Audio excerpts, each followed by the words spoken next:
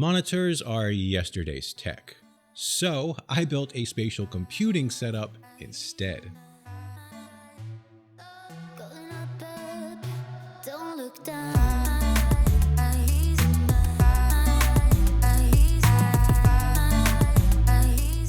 I'm going to take you on a tour of my new virtual reality desk setup and highlight every piece of tech I chose for this build. But first, let's address the why. Well, monitors are on their way to becoming obsolete. Now, before you rush to the comments to box me, I understand we're not there yet, but the rise of spatial computing is undoubtedly bringing us closer to a monitor-free future. And with 4K micro OLEDs setting the new standard, devices like the Apple Vision Pro now offer resolutions high enough to comfortably work in VR for extended periods. This shift is what inspired me to take a leap of faith into the future and build a dedicated virtual reality desk setup. That and my primary setup has become overrun with gadgets, laptops, headsets, audio equipment, hard drives, you name it. I needed a dedicated space for VR productivity and testing, a place where I could work virtually without yanking cables or knocking things over. I also wanted the flexibility of a standing desk, which wasn't an option with my main setup since I mounted the displays to the wall to prevent desk shake. Enter the Vernal standing desk. Vernal was intrigued by the idea of my setup and generously sent me one of their desks to build and review.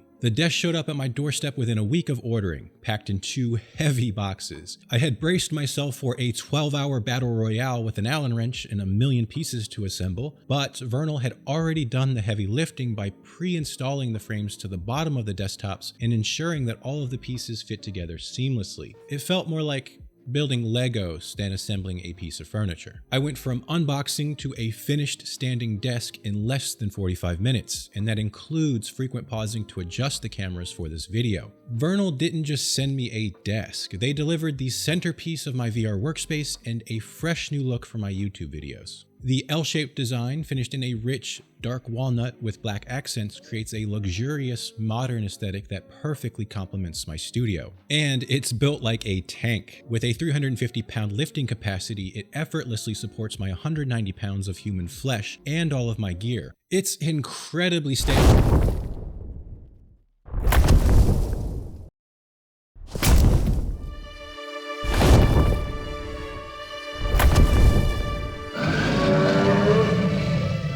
As you can see, the Vernal desk on the right remains rock solid without spilling a drop, while my other standing desk on the left looks like it's having a seizure. I'm applying the same force to both desks at maximum height. It's like those memory foam versus traditional mattress demos, but in this case, it's your expensive tech that's safe from spills. Even in everyday use, whether you're typing furiously responding to hateful YouTube comments or bracing yourself in virtual, this thing does not budge, and that really sold me on Vernal's build quality. Plus, with a 15-year warranty on the frame and a 5-year warranty on the electrical components, it feels like Vernal is also confident in their product. It's a level of quality and craftsmanship I didn't expect from a brand I'd never heard of before. Vernal clearly doesn't cut corners, except, of course, the literal ones on the desk, which are thoughtfully rounded with ABS laser edging for a smooth, snag-free finish. The desktop itself is a solid inch of pressed wood, crafted from recycled materials and finished with a dark walnut laminate. Fully assembled, this L-shaped desk spans 72 inches wide and 60 inches long. The main worktop is 41 inches wide, and the L-shaped section adds another 29.5 inches to my left, which gives me plenty of room to spread out. At 27.5 inches deep, it's even deeper than my trusty IKEA Carlby desk, and the corner depth measures 39 inches, which is plenty of room for an angled triple monitor setup should you decide to return to the Stone Age. The desk is powered by 3 motors, 1 in each leg, and glides from its floor-hugging height of 23.6 inches all the way up to 49.2 inches in just 15 seconds. The control panel is intuitive and responsive, with 4 programmable height presets that let you quickly switch between your favorite positions. And it features collision detection that stops movement if the motors detect resistance. Plus, if you have curious kids or pets, you can lock the keypad by simply holding the lock button for 5 seconds. Vernal didn't overlook the finer quality of life details either. Each of the 3 desktop sections has a pre-drilled 3.2-inch grommet hole with a cover for routing your cables through, and the desk comes with a metal cable management tray that mounts into pre-drilled anchors underneath the desk to help keep things organized. Vernal aims to simplify the process of creating a coordinated workspace with their setup in one system, through which they offer a suite of modular accessories and furniture pieces designed to complement their desks. For my VR setup, I opted for the keyboard tray, desk shelf, and side cabinet, all in the same walnut finish with black accents to match my desk. The keyboard tray has unexpectedly become a handy part of my multi-device virtual workflow. When open, the front flips down for easy access and doubles as a wrist extension, and when closed, it goes into incognito mode and blends seamlessly with the desk. It also comes with a felt mat for added comfort and grip, and in Vernal style, they've big-brained the design by including 3 routing holes at the back to feed your cables through. Extending the tray gives me more space to flail my arms around in VR without worrying about knocking things over. Even if you don't vibe with the idea of using a keyboard tray, I'd recommend tagging it on anyways, just for the extra storage. Honestly, my only complaint here is that there aren't mounting points on the L-shaped side of the desk, so I can't add another tray for more storage. I also added Vernal's V-Series desk shelf for more storage and to help keep all my desk gadgets organized. Typically, you'd use this to raise monitors for better ergonomics, but since my setup is allergic to monitors, it's become the home for my speakers, phones, watches, and other essentials. I promise I'll get to the full gear walkthrough here in a minute or so, but let me just say I've been incorporating desk shelves into my setups for years, and they're a game changer for maximizing desk space. This 47-inch model I have offers more than enough room to work with, featuring a large open compartment and a smaller one with a pull-out tray. This tray is ideal for tablets, notebooks, and other small items. And once again, Vernal's attention to detail is evident in the design of the legs. They're cleverly raised in the center to allow cables to pass through, a feature you won't even find on some high-end shelves like the $400 Grove made. This desk shelf ticks all of the boxes for me. It's sturdy, maximizes my desk space, keeps my essentials organized and accessible, and adds a bit of visual interest to the setup, all without breaking the bank. The desk was the sole piece of furniture in this corner of the room, outside of the fake plant that I placed to hide cables. I added Vernal's small side cabinet to round it out. The cabinet's bottom section is divided into 2 cubicles and provides plenty of room for my camera and VR headset accessories. Above that are 2 smaller cubbies that fit collapsible drawers, which are perfect for storing all those little accessories that tend to clutter up a workspace. Assembling the cabinet felt a bit like an IKEA project, but with a noticeable upgrade in quality. It took me about an hour or so to build, and I wasn't filming, so it was much longer than the desk due to all the pieces and screws, but the end result was definitely worth it. If you prefer concealed storage or need more of it, Vernal has a range of options to choose from, like extension boards to expand your work area, a PC tower holder, and additional storage and furniture pieces to complete your setup. There's also other accessories like monitor mounts and this neat pop-up outlet that fits right into the grommet holes on the desk. As I mentioned earlier, Vernal sent me this desk for free to be featured in my virtual reality desk setup. I get multiple offers like this every day, and most of them are a hard pass. However, Vernal's enthusiasm for my project and their bold claims for this price point definitely piqued my interest. But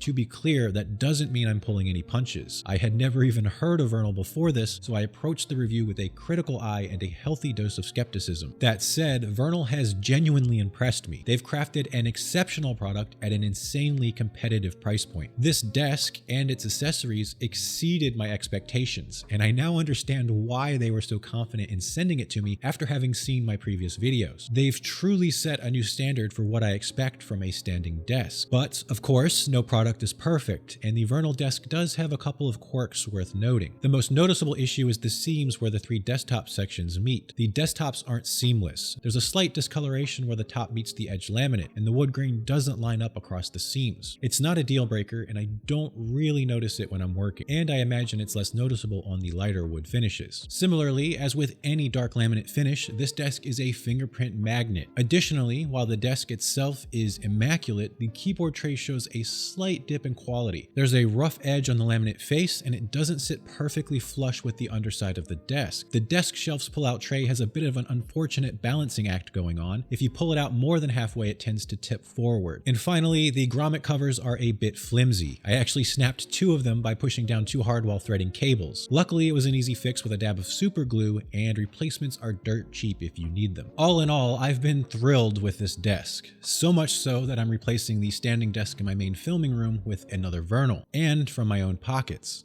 If you're also in the market for a standing desk, now's the perfect time. Vernal is currently running a summer sale with up to 42% off their desks and half off ergonomic chairs with the purchase of a desk. If the dark walnut isn't your style, Vernal has a variety of options to choose from on their website. You can also use code ALIGN for an additional 8% off. I don't get any kickbacks from this. It's just a bonus for anyone watching since I like the desk. I've put links in the description and pinned comments below, and I'll be sure to update those links if they extend this offer or have any future deals. I honestly recommend checking them out. The level of quality you're getting here for this price point seems unmatched. Now, with the desk sorted, it's finally time to geek out on all the tech that I've used in this build. First, the star of the show and the reason I even considered a monitor-free desk, the Apple Vision Pro. I've been waiting years for virtual reality to reach a point where it's genuinely useful for productivity, and the Vision Pro is the first device that's made that a tangible reality. Apple calls it a spatial computing headset. Basically, you can run apps inside the headset and they exist in the 3D space around you. They're overlaid onto your real-world environment, and you can reach out to interact with them. I no longer need to worry about positioning monitors, and it doesn't matter if I'm sitting, standing, facing away from the desk, or laying down on the couch. My apps are always visible and within reach. One of my favorite features is the way it blends virtual and real worlds together. I like dialing it in just enough to see my desktop gadgets while still being immersed in this beautiful Mount Hood scene. Eye tracking is insanely precise. It always knows what I'm looking at for selecting, and while I can interact with windows using hand gestures or a virtual keyboard, it also connects to physical keyboards and a trackpad, and the way it combines those inputs is incredibly intuitive. I can be working in one app and simply glance over at my video editor, and my mouse pointer is now active in that window without me having to move my cursor and click. The 4K micro OLED displays are perfect, the text is crisp, the colors are vibrant, and there's virtually no screen door effect. It's comfortable for all-day use. The battery also lasts a full workday when tethered, and I can just pop it out and throw it in my pocket if I need to get up or walk around. It's basically a top-of-the-line Mac strapped to my face. The M2 chip and 16GB of RAM handle everything I could imagine using it for, even editing 4K video in DaVinci Resolve while multitasking. It's definitely got its quirks, and I'll go into much deeper detail in my full review, so make sure you're subscribed below if you want to see that. But if you couldn't tell by the fact that I built an entire desk setup around it, I'm absolutely loving it. The Vision Pro has provided so much promise that I figured I'd finally take the plunge into the Apple ecosystem. Or maybe Apple just finally set the perfect trap to get me stuck inside their garden. Regardless, this is the Mac Mini M2 Pro. With an M2 Pro chip, 16GB of RAM, and 512GB of storage, it's effectively the brains of this setup. And that's right, no monitor needed. I can stream the Mac Mini's display directly into the Vision Pro as a virtual window. This means that I can use the Vision Pro's compute for all of my apps and peripheral stuff like Discord, project management apps, browsers, notes, etc., and dedicate the Mac Mini's compute to desktop-grade apps that the Vision Pro can't run. To expand its connectivity, I've got it sitting on a Satechi docking station. This gives me a bunch of extra ports at the front and an M2 slot for extra storage. To ensure I can run a haptic Turtleneck Pro in the future, I've also equipped myself with an iPhone 15 Pro Max and an Apple Watch 8. I needed to have a first-hand understanding of the integrations between macOS, iOS, watchOS, and visionOS. The iPhone Pro Max actually brings a few tricks to this VR-centric setup. First, its new standby mode is super convenient. When it's docked in landscape mode, it basically turns into a smart display. Second, it's got a stereoscopic camera arrangement so that I can shoot 3D videos for watching inside the Vision Pro. And lastly, airdropping files between the Mac Mini, iPhone, and Vision Pro is seamless. It's the polar opposite of the struggles I faced trying to transfer files between my Windows PCs, Android phones, and headsets like the Quest 3. The Apple Watch is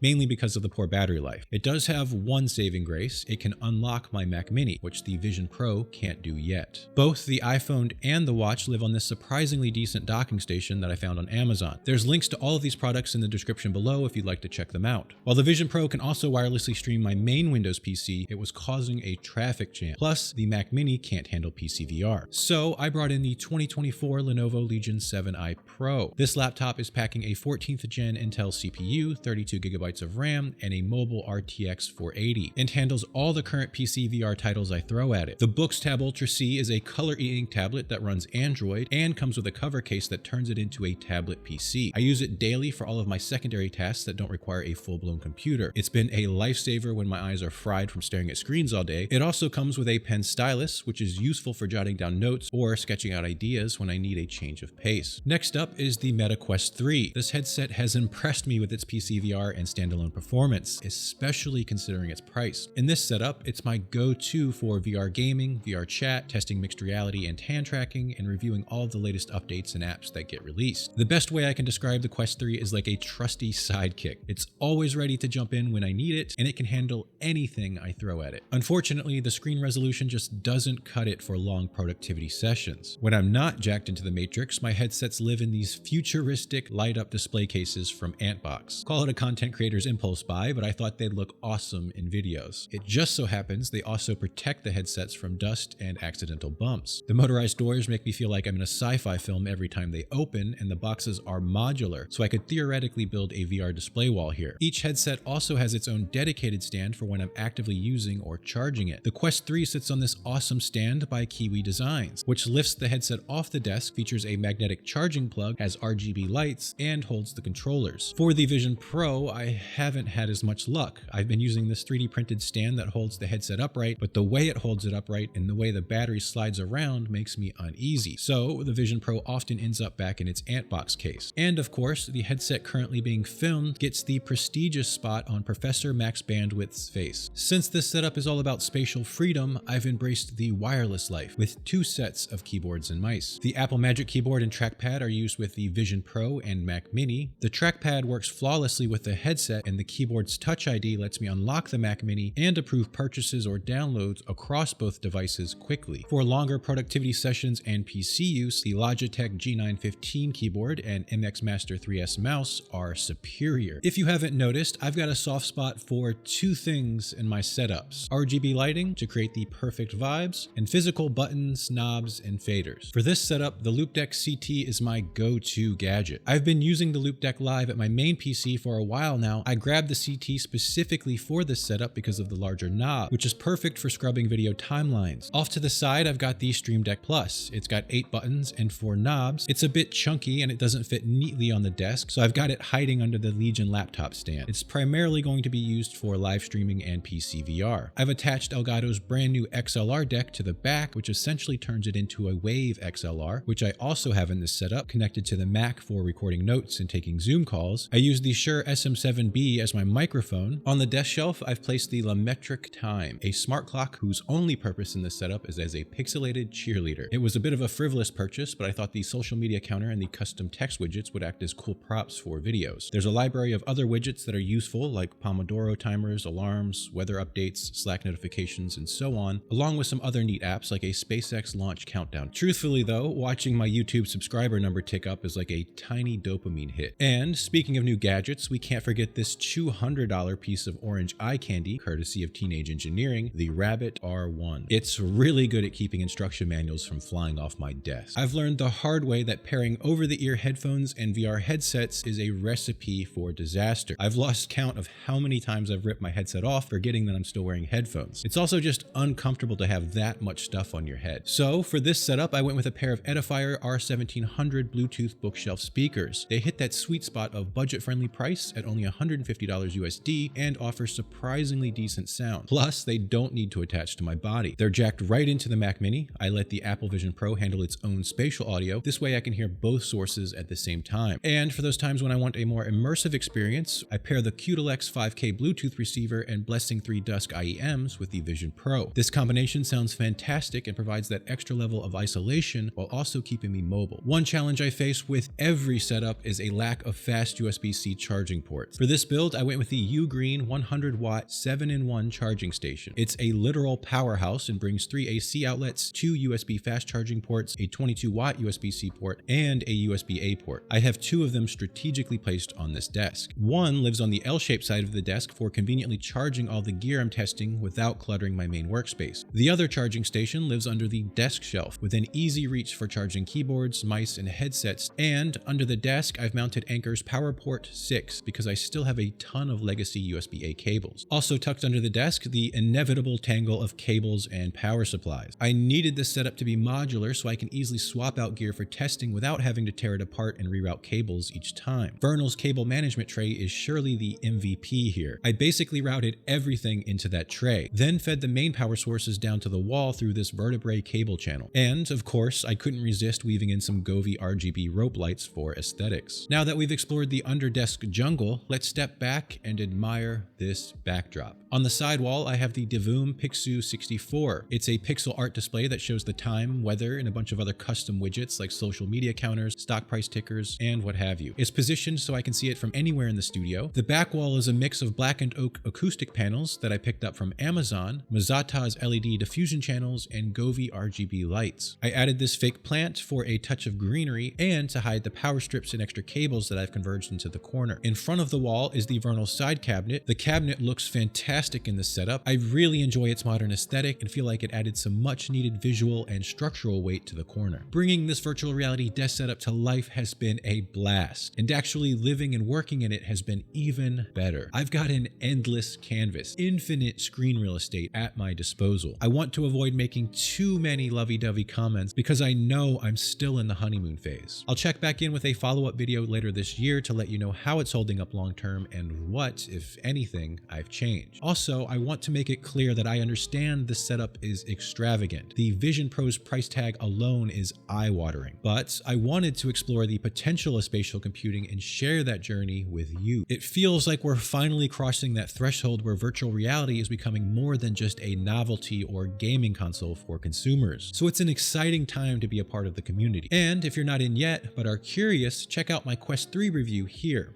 It's a great way to get a taste of what VR has to offer.